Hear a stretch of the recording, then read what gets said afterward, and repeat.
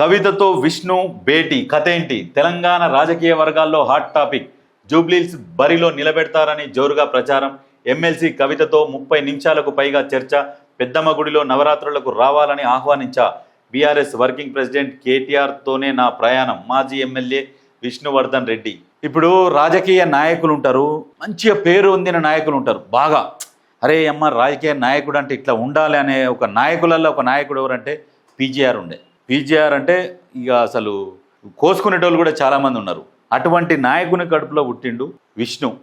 సరే, ఇప్పుడు ఆయనకున్న తెలివితేటలు, ఆయన ఎట్లా ప్రజాక్షేత్రంలో అయితే ఎట్లా అంటే ఎక్కడ సమస్య వస్తే అక్కడ వాలిపోయేది పీజీఆర్.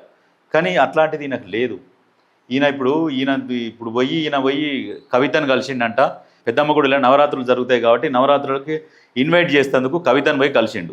కలిస్తే అందరు ఏమనుకుంటారు అంటే జూబ్లీహిల్స్ నియోజకవర్గంలో ఈయనకు సీట్ ఇచ్చి నిలబెడతారేమో అని అనుకుంటారు.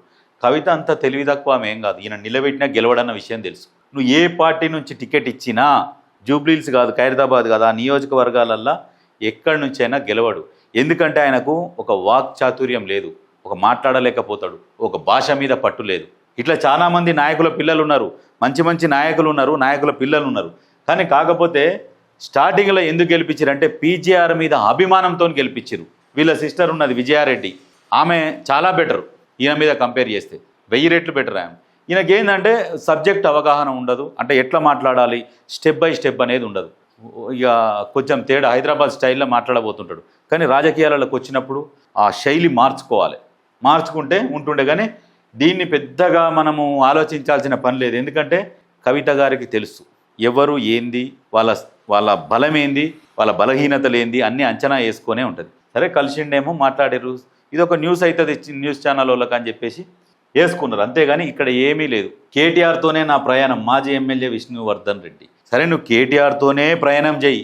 నీ నియోజకవర్గంలో ప్రతిరోజు కేటీఆర్ ప్రచారం చేసినా, కేసీఆర్ వచ్చి ప్రచారం చేసినా గెలిచే పరిస్థితి ఉండదు. ప్రజలకు ఒక నమ్మకం ఏర్పడాలి నాయకుని మీద. ఈ నాయకుడు సో అండ్ సో నాయకుడు, ఈయన గెలిస్తే మనము ఏదైనా చేయగలుగుతాడు.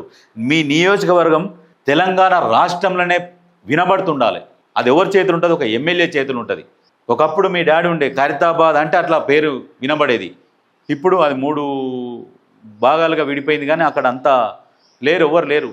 ఓన్లీ ఒక దానం నాగేందర్ పేరు వినబడుతుంది గట్టిగా, అంటే లేదు అక్కడ.